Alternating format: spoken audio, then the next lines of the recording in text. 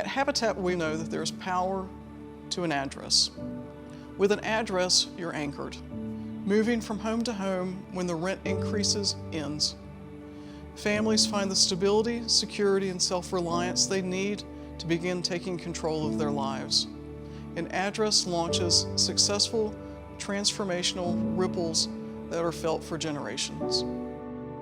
One other thing about 2021 that has made life difficult when it comes to working with Habitat are the uncertainties. And we've all faced uncertainties this year, but it's when they all come together in one point. So you've got the uncertainty of cost of materials. You have the uncertainty of if families that we're working with are still going to have their jobs at the end of it all.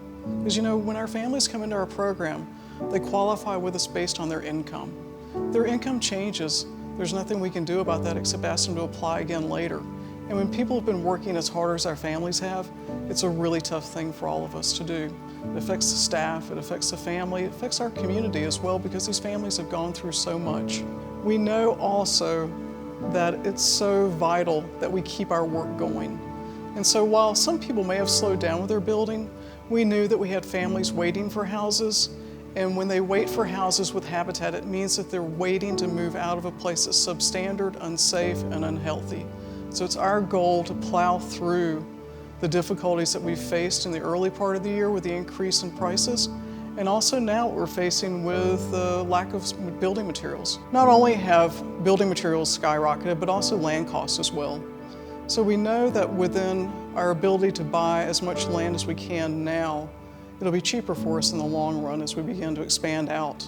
We know that our future is this model. Northstone was great, but we really feel like that was a one-off kind of opportunity where we were able to buy a neighborhood that was as inexpensive as it was. And honestly, $170,000 for an entire neighborhood is a price we'll never see again. So we know that with the work that we're doing in Ridgeview, we're using a model of infill housing. Early this year, we began work in Ridgeview on 5 new homes is what we thought we were going to start with, and then complete with that. But as we've worked here, we've been able to acquire additional properties, and also we're waiting for a donation of wells with several lots. And so we think now our 5 houses within the community is going to expand into around 12 houses for Habitat homeowners, as well as a blend with other houses that will be selling in open market. Ridgeview has the highest rental rate in the city of Hickory. So we know that while our 5 to 12 houses may be just kind of a drop in the bucket overall, we know that within the community and specifically within the blocks that we're building, that it makes a huge change. As many of you are aware, there's a housing crisis in our community as well as in the country. Homes that once sold for $140,000 are now selling for as much as $240,000 just during the course of like a year and a half. That prices most people out of the market. We know that housing solutions aren't one size fits all. So we've developed our own blueprint for building this transformation in phase 2 of the cottages at Ridgeview. First, there's traditional Habitat homeownership, but there's also a couple other things that we're doing that are different. And I'm proud to say that we're one of the few affiliates that are doing this in the country. And that's the way that we address workforce housing. Sometimes we also call these houses market rate housing. They're actually for families who make just a little bit too much to qualify for a Habitat home, but not enough to buy a house in today's housing market. These homes are built to the same strict standards and for affordability as Habitat homes, and will sell on the open market for a price of between $150,000 to $200,000. Habitat's commitment through our market rate housing is that we'll keep the houses affordable so that families within the community who work hard at daily jobs can also be able to afford a house by going to the bank and getting a traditional loan. The next thing on our blueprint is our home repairs program. We're focusing on repairs in the Ridgeview community to preserve existing home ownership and keeping families safe, warm, and dry for the elderly and low-income homeowners that have been here for so many years. Our repairs work speaks to the generation within the community that takes pride and value in home ownership. Our goal is to keep them in their home as long as possible. Acquiring abandoned substandard properties and replacing them with new homes is also part of our goal. Because every substandard house that we take off the housing market protects a family from unsafe living conditions.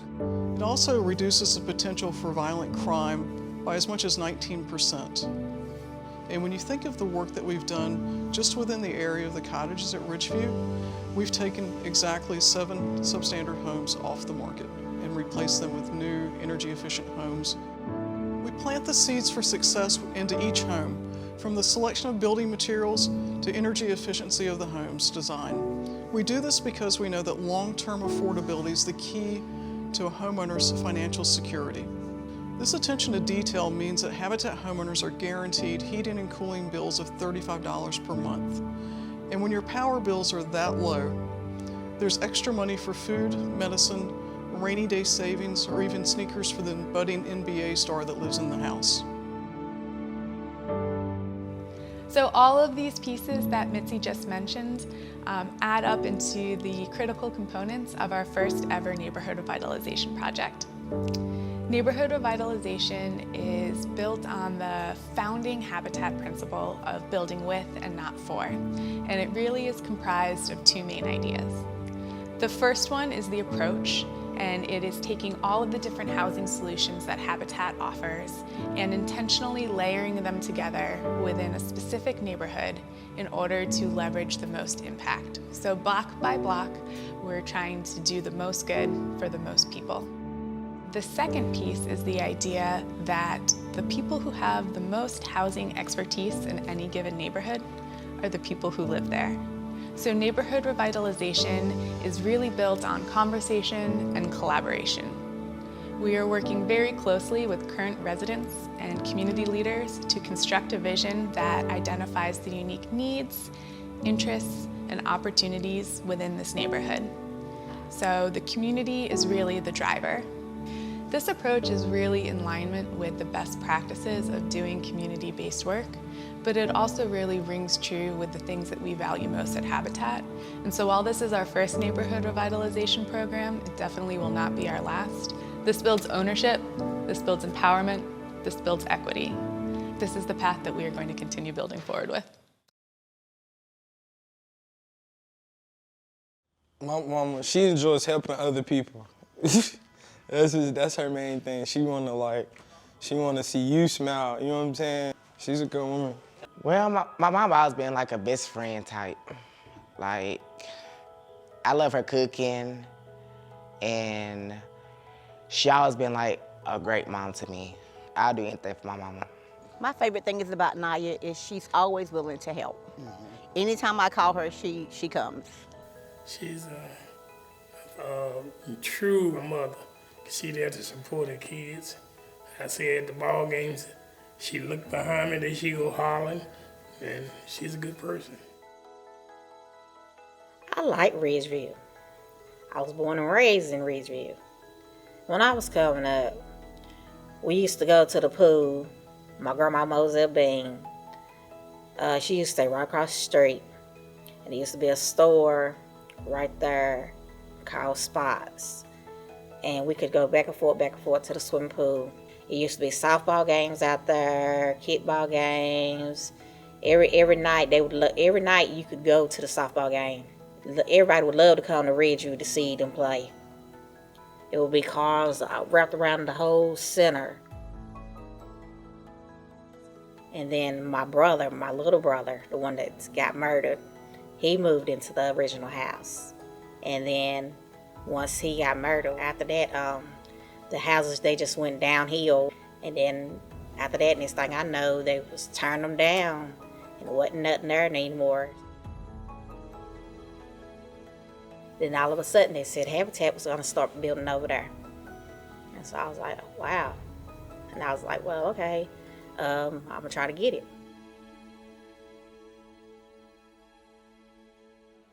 It was a lot. I tried for almost 3 years. And the first time I was at the library, Ridgeview Library, and I was on the computer, and I was like, and I seen y'all having like a Habitat meeting or whatever in there. And I was like, well, okay, I'm gonna go in there and see what it's about. So I went and I applied and I got turned down. And then I tried again. Then they said that I wouldn't make it. They said I didn't make enough. So I was like, okay. Now, you know what? I ain't even gonna try no more. So I left it alone for a while. Then I seen this man named Tim Shuford that I've been knowing forever. Tim was like, he is like the person that, you know, you can actually go to if you really need something. He was like, nah, y'all son. He said, have you put your application in yet? I said, yeah, but every time I put it in, I get turned away. He was like, well, okay, just let me know when you put it in and I'll see what's going on.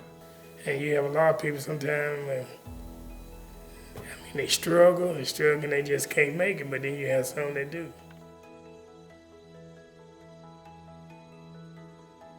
I'm gonna go back to the library one more time because I kept seeing the flyers every time I went to the library. So I met this woman named Tina, and I sat in there. I ain't never talked to nobody the whole time I was in there. So I finally talked to her, and then she was like, well, just put it in one more time. Some people go out and try to get a home just like from the bank or other places. It's hard. It's real hard. They'll tell you no, but if you have a credit problem, Habitat help you out. They see you in the direction where to go to try to clear up your credit problem. If you get behind on something, they there to help you. That's why I believe in them, because, you know, ain't too many times you're gonna find too many people that's gonna do what Habitat does. During my years and being on the board, I also was I got on the selection committee. We used to take the letters out and give them to the people and let them know that you've been accepted to get a house. And watching them open it up just to see the smile on their face, the tears coming down, the joy. You know, I always say that, you know, it's a blessing what Habitat does for people. Then it came in the mail. It was like, you had got approved. And I'm like, approved for Habitat? What? And I didn't know that at the time that it was going to be on the same lot. And then I seen Tim again at church. I was like, Tim, I got approved. He was like, okay. And I told my brother, I was like, Mike. He was like, what? I said, I got approved for Habitat. He's like, that's all right. That's what's up, Naya. It's actually going to feel good because I'm moving back and moving in a better house. It's going to be actually mine that I can call my own home. When somebody tell me, well, Tim, like when Naya told me that morning at church, I made it. I feel good that she didn't give up. I just try to do it. Because I know ain't nobody else. I'm a single parent, so I try to do everything there is for my boys. Shy, he's a big help. And Cam, Cam drives, so he drops me off. And Corey comes whenever he want to come. So they enjoy doing the work, especially Shy. He loves the help.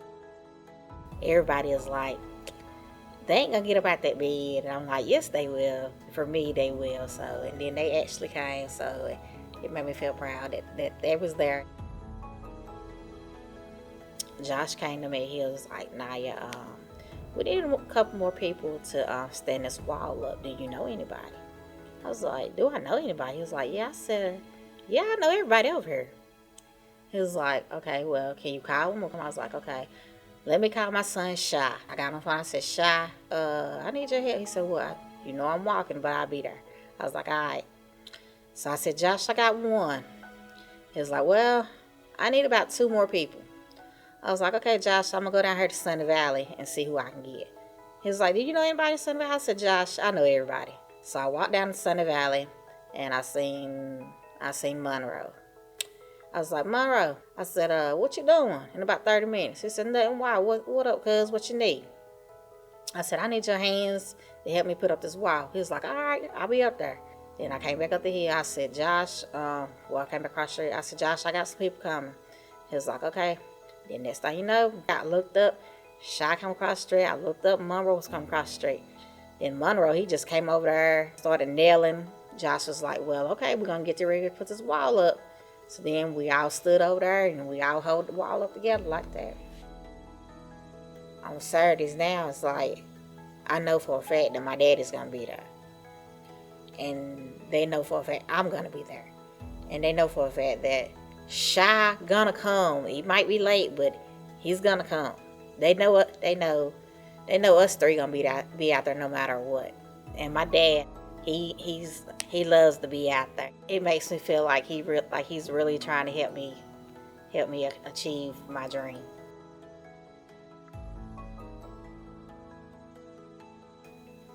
It's gonna feel good because I'm gonna be right there beside my daddy. So anything I need or anything I want, or I ain't even got the need or want, he's gonna be there.